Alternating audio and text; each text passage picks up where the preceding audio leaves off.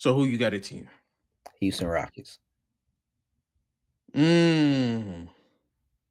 Okay. I don't know if you're gonna like all this, but Houston Rockets. I think they're a good team. They're solid, but they should be. They're the young guys playing at a better level away from being real contenders, which you thought that would be happening this year, but it's not. Shingun, kind of need more from him. Need more on the offensive side of the ball from Amin. Reed, he should have been a little better. He's doing better, but he should have been doing a little better. And you're just too KD dependent. I know that's something you've been saying, but it is kind of true.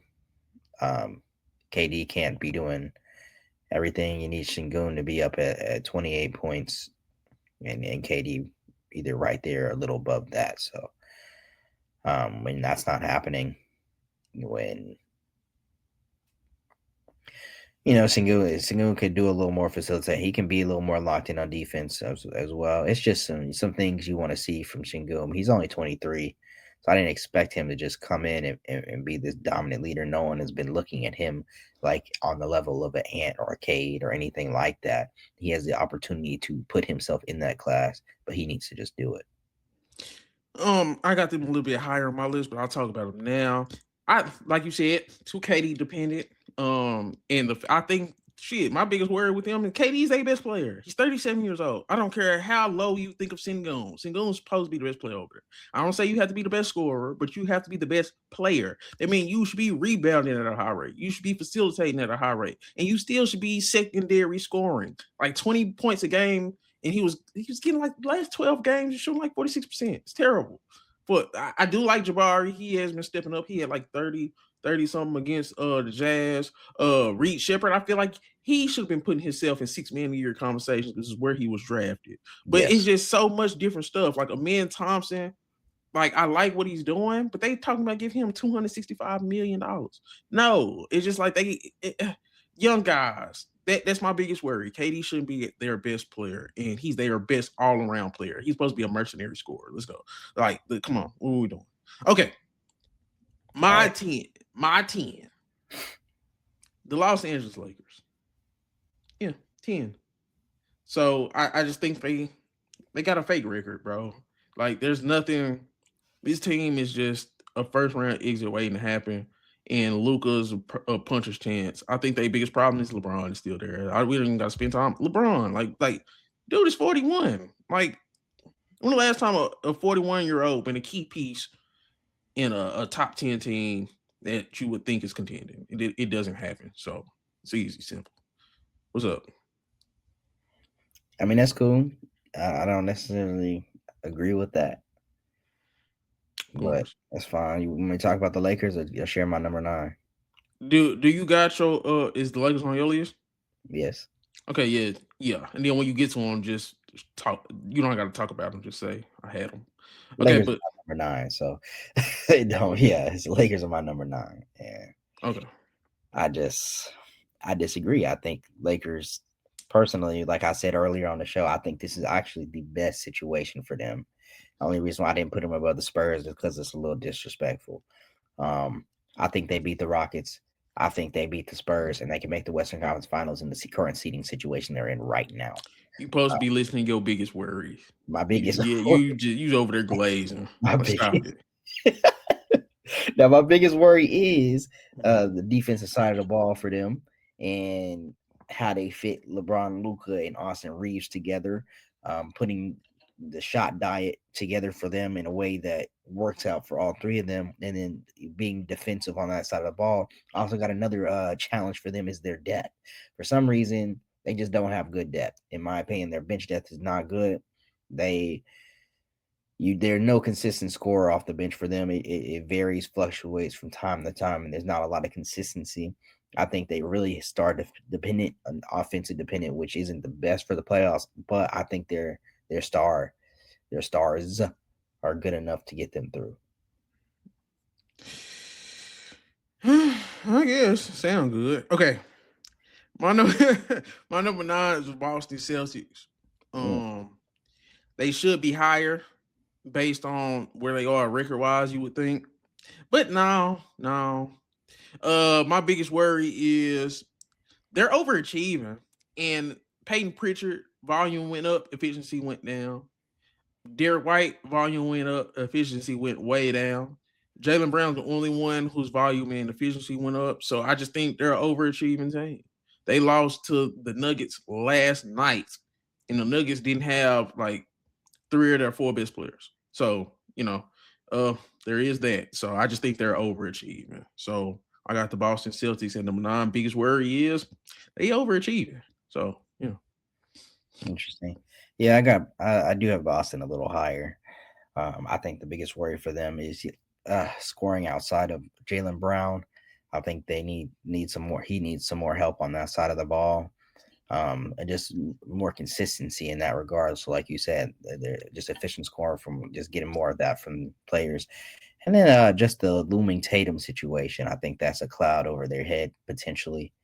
So I like is he if he's gonna play, they need to either say that or indicate that maybe, and have a good plan for that. If he's not gonna play, let these guys focus on the season and move on. and I agree with that. This team ain't winning nothing. They just Tatum rehab because they were just saying Dejounte Murray came back from an Achilles 13 months, and they were like Tatum ain't even made it to 10 months. Yeah, like don't even play with it. So I agree. Yeah. Okay. All right. So my number 8 is actually the Nuggets. Mhm. I think Nuggets have been blowing some leads. They're not closing games. They haven't been closing games. Um, they need Jokic still to be at an all-time level at times, and that's interesting because they were playing well without him and winning decent games without him. And now that you add him back in the pot, it feels like they like, oh, well, let's just go back to relying on Jokic all the time again. And that's not what they need to do. They need their role players and their guys that to step up like they did when he was off the court. I like the Nuggets. I do think they're a good team. I just need them to be more consistent. Jamal Murray finally got that All Star, so I think they could be higher, but they just dropped some games to some teams that I personally believe they shouldn't have dropped. Like you shouldn't have Okay. lost. It's interesting you had them this low. I had them a little bit higher, but I agree with everything you said. My biggest worry was Eric Gordon looks like he's just going to be chronically injured now, I guess. And he's kind of post 30. Jokic is post 30, and I think it's just once you start getting post 30, man, you just never know. Like everybody's 30, not the same. Everybody's not Curry. Everybody not Durant. Kawhi. Like post 30, it can get a little. So I think that's my biggest worry. Is like Aaron Gordon is chronically injured, and Jokic might be declining. So yeah. Yeah. My number 8 was the Houston Rockets. We already talked about them, so we can get to your number 7. My number 7 is actually the Minnesota Timberwolves. Mm. Yeah, I think the guard play from them could be better outside of Ant. Obviously, I think just making smart basketball decisions, just dropping games in my opinion that they shouldn't be the consistency. That's personally my main thing with the Timberwolves. I think Ant has to do a lot, and if Ant's not on his game, then they're not going to typically win. And they need a lot from him as far as decision making. When I think he should just be able to go out there and kill. He hadn't had that opportunity. I like bringing in Io. Um, I like bringing in Io for sure to help out with that, but I think there still needs to be more. I got them a little higher, but not that much. But I think the problem with Minnesota is just consistency. I've seen them beat the best teams. I've seen this core get to a conference finals. It's just consistency. Like Ant had some playmaking stuff in there, but their biggest issue is consistency. Like roster construction wise, they should be able to compete with anybody. I think Yeah, they have a top 5 roster in the NBA in terms of lineup flexibility, star for star, second option for second option. I think they have everything. It's the consistency, and it's just like as simple as that. Where you have Anthony Edwards, who's a potential top 5 player in the league, you sixth in the West. I just think that's kind of egregious. Y'all been relatively healthy. I just think they should be better, and this consistency is holding back. I think it's very possible for them to make the Western Conference Finals again. I mean, I just really Yeah, think they're that good, but are there yeah. the talent on that roster and how it's made up is that good? They just need to show it and do it. So That's why I have them a little lower, maybe than what they feel like they should be. Maybe I switch them with my next team, but So it's my turn 7. yes. Okay, so my 7, New York Knicks. Yeah, it's like I can't quit on them, but then at the same time, they not as highly regarded as they once were. My biggest worry is the starters outside of Brunson and Cat. Like offensive consistency from the starters outside of Brunson and Cat. Like people talking about the defense and all that. Bro, OG out here getting 9 points in big games. Like Mikal Bridges starting off, going off, and then he fading. Like we can't get Josh Hart can't shoot. He's a 6'4" power forward. Everybody loves his energy, but he can't shoot when he's 6'4". Like he can rebound and stuff like that. But when I look at OG Anunoby, I look at Mikal Bridges, I look at Josh Hart. Like they're kind of just too role playery. Like they have to score. They have to score consistency. That's my biggest problem with the Knicks. People talk about Cat. Cat's not the problem over there. It's the 3 other guys that everybody loves so much that kind of don't do anything in big games. I actually agree with you wholeheartedly about the Knicks. I don't have them there in that spot just because I'm honoring them a little. I guess I'm honoring them a little more above some of the other teams I got below them. You could make an argument that I should move Minnesota above them, but I don't know about that. Personally, I think Knicks. I still think the Knicks have a good shot and in the Eastern Conference. I think this is their last shot. If they don't get it now, there's a good chance this team will probably be blown up. I like the addition of Alvarado as well. I do think, like you said, you need more from the guys that you're paying 40 million, 50 million, and trading 5 first-round picks for.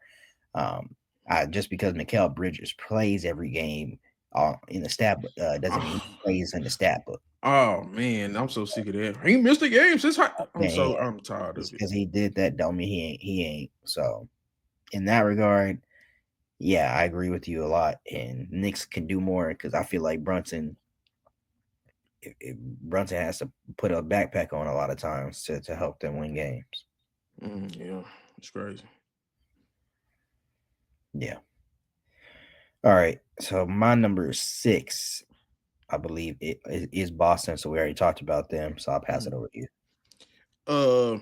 My number 6 was Denver. We already talked about them. Okay. Yeah. Hey. My number 5 is the Knicks. So we just finished talking about that. So okay, it's cool. My number 5 is Minnesota. We talked about them. So I like how it's flowing now. Okay. Oh. My number 4 is the Spurs. So disrespectful. Go ahead. I had to move the Spurs down. I actually had them a little higher on this list, but then I just had to move them down. Spurs inexperienced, man. I don't care what you say. They're inexperienced. I don't believe in them. It's me personally. I don't believe in them. I don't believe in Wemby's shot diet. I don't believe in the Wemby of it all yet as well. Wemby, good player, great player, whatever else. He has not been leader of wins. This is his first time playing winning basketball. I'm not going to expect them. I don't have high expectations from them just because of the regular season stuff. So I think they're a second round exit, if anything. First of all, that is very disrespectful. The Spurs, I have them way higher than that. The Spurs have 5 wins against the team with the current best record in the NBA. Bro, I don't care if they was fit farming the dang OKC wins. They beat Detroit too, though. Whoop-de-doo. No, it ain't no whoop-de-doo. They matched them in terms of physicality. Wemby was terrible and they still won. So it's like I still respect the regular season because with a team like the Spurs, it's all we can go off of. Like you said, we haven't seen them in the playoffs, so I understand it. But at the same time, I respect what they done this season, bro. And it's not just a Wemby team. I feel like they have a top 5 coach. I feel like they have a top 5 roster. That's another roster with lineup flexibility. But I will say this: the biggest worry I have for the Spurs, the Luke Kornet backup center minutes. Every time Luke Kornet is in the game, you can tell he's in the game. Like it's like they go right at him immediately. Like, oh, Wimby out. Let me go get Luke Cornett. He always it feel like every time Luke Cornett gets up, and somebody get an M1. I promise. It's like somebody else straight out. Don't get an M1. Like he getting rolled over. He on the ground. I think the Luke Cornett backup center minutes. If they had like, I was thinking about a trade. If they traded Dylan Harper for Khalil Ware, I think that would have yes. Because it's kind of like this. Like Dylan Harper's a little bit redundant on this team because you got Castle, you got Fox, and none of them are just pure shooters. But I feel like they had a better backup center. So when you do spell Wemby, because I like Wemby be getting like 28, 29 minutes a game. So the non-Wemby minutes are important, just like when Giannis, because Giannis, you remember when Giannis was like, man, he's really giving you a hard 29 minutes. So the non-Giannis, the non-Wemby minutes are actually important because they not like Donovan Mitchell playing 40 minutes a game. Like, you see what I'm saying? So, like, I think the non-Wemby minutes is my biggest problem with the Spurs, but I had them way higher. Okay. Okay, you could say that. Oh, maybe I'm being inconsistent with how I'm ranking teams because I gave some other teams benefit of the doubt due to their record. Man, I seen just because the Spurs got some easy wins and got some wins over OKC or whatever. That don't make me just believe that that's going to be how it go in the playoffs. They just beat the Pistons. Pistons got the best record in the league. That was a good win, Chris, and it was on the road. Cade went 5 for 26. Stephon Castle looked amazing. Like your hate for Wemby is overshadowing everything good about the Spurs, and it's crazy. But it's cool. Devin Vassell learned how to shoot again. I forgot Wemby knows everything about basketball and is just the shallow monk of basketball. So I need to move them up to number one. Is my thing is everything that come with the Spurs as a whole. It's not just Wemby. So I'm not just giving 100% credit to Wemby, but it is what it is. Okay, my 4 Detroit Pistons. Oh, yeah, it sounds low until I tell you why. My biggest concern, secondary scoring. I think the secondary scoring is like the most glaring hole in all the NBA. You could not watch basketball for like 10 years. You start watching the Pistons, like, who's the other guy over here besides Cade? Like that, it sticks out like a sore thumb. And not only that, I feel like they have too many specialists. You got, this guy can only shoot. This guy, he can only rebound. This guy, he can only play defense. And you got to mix and match with guys that are specialists in 2026. Like, this roster is literally built like an early 2000s roster. You have one specific job. And I think that is just kind of terrible because you're trying to mix and match lineups because everybody has just like one specialty. Like Ausar Thompson only play defense. Ron Harlan only provides you energy. Like Duncan Robinson, I can only shoot. And then it's just kind of like, okay, at what point are we going to get like more versatile pieces around Cade on top of needing a second option that can score? Because I like Duren, but he's literally like a third option type of guy. But that's my biggest worry with the Pistons. Like, too many specialists and not enough secondary scoring. Okay. Yeah. I got Pistons a little higher, but that's cool. I agree with you on that point that the secondary scoring and just another or shooting in general is probably their weakness. They should be hoping that Chris Middleton asks for a buyout out of the Mavericks. That would be a good fit for them. I like that. Yeah, I think Pistons. Yeah, they just need somebody to be that secondary star. I don't like that they didn't really make a real move to get a guy. The Kevin Huerter shit was ridiculous. My bad. Yeah, like they were that felt like, oh, hey, we made a trade kind of thing. So no, I feel like they should have got like a guy, somebody that could really do something for them to go with Cade and really propel them as a top team. Because I mean, you never know. You got them higher? Because you got them higher than 4, which is yes, I do have. You got them high. Is that just strictly based off record? That's bad. That is based off record, but I've also seen them get some good wins too. So I mean, I've seen them go tough, play tough. Didn't cook the Knicks. So no comment. Bro, they're not even in my top 5, but no comment. Go ahead. Number 3, I got Cleveland. Beautiful. Yeah, I got Cleveland. I think the Harden is the main thing. A little thumb injury or whatever else. They need him to be they need him to be be able to play full strength or whatever to be a solid team. But they don't really have no holes. If I'm being truthful with you, they had a slow start, but now adding Harden, availability is probably their worst thing. But they don't have no real holes if they just play at their full potential. Yeah. That's so unfortunate. The nigga that don't never get hurt end up getting hurt, and it's kind of like, bro, it's always something, man. but it's like a thumb injury, so hopefully he'll be cool. But yeah, I literally had the Cavs at number 3 as well. But my worry is a little bit different. When the going gets tough, like if you do gotta play a Detroit, if you do gotta play like a Boston, it's front court toughness. Like Evan Mobley and Jared Allen, I'm like, man, like y'all gotta bang. Y'all are both skilled, y'all both good. Jared Allen has been killing lately.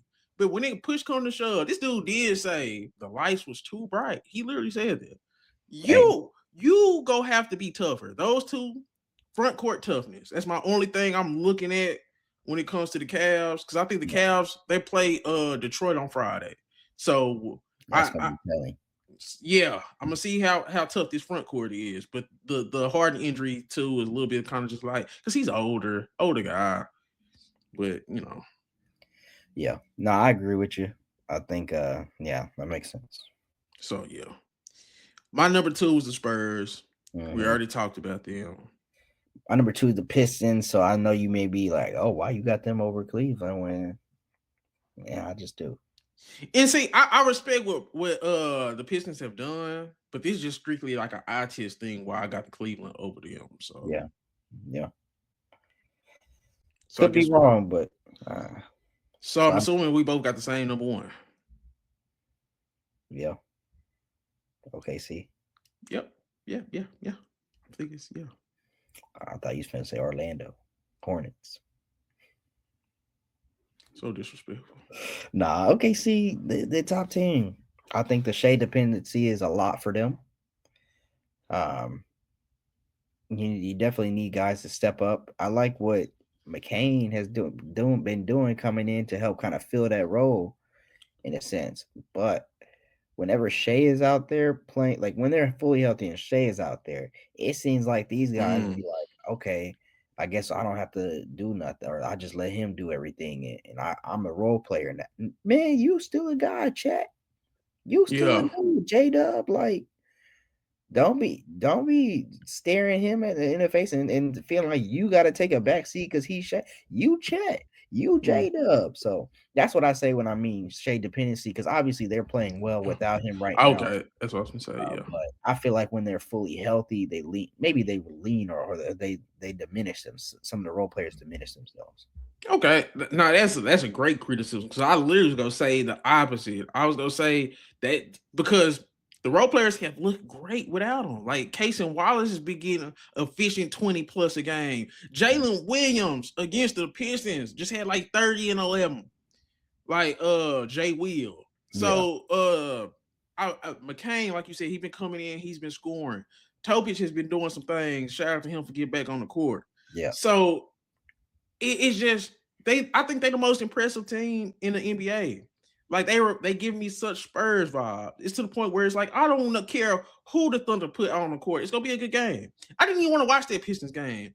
I came back and I called some of them. I said, bro, what's going on? How's this even a game? Yeah. It's just they just an impressive team, got an impressive coach, and it's organizationally. So I think they the most impressive organization since the Spurs. My biggest worry is J-Dub specifically. He's only played 26 games, and when he's played, he's not looked good. He's like at 17 a game in the games he's played. He's shooting like 31% from 3. And they gonna need him to be a guy. Like in this Western Conference, like if you do get the Spurs, you do get Minnesota, you do get Denver, because ain't none of these teams gonna be an easy out. No. So from first round to conference finals and finals, the OKC Thunder go have to play. They deserve the number 1 spot, but they gonna have to play. And J-Dub specifically is going to have to go crazy. Like you gonna have to be that second guy. I do like what you said about everybody deferring when Shea is there. Yeah, Casey. Remember we talked about Casey Wallace. Like, say, bro, you got more to your game than just standing in the corner, catching shoot, and being a point of attack defender. I think they are gonna have to mix that more when SGA is back. Because, like, come on, man, everybody can get a little buckets here and there. AJ Mitchell's been gone too, so now I think now this team is even better than we thought scoring wise. Because it was like SGA, J-Dub, and Chet, and pretty much nobody else can score. These dudes can score. Isaiah Joe can score. Wiggins can score. There's enough scoring in OKC organizationally. I think they're the best organization. Got a top 5 coach. I think OKC is easily the best team in the league. It's just where J-Dub go be. Yeah. Okay. No, I agree. Yeah. So we pretty much hit everything, and those are our top teams. So I'm gonna do mine. Did you know about top 10 teams post All-Star break?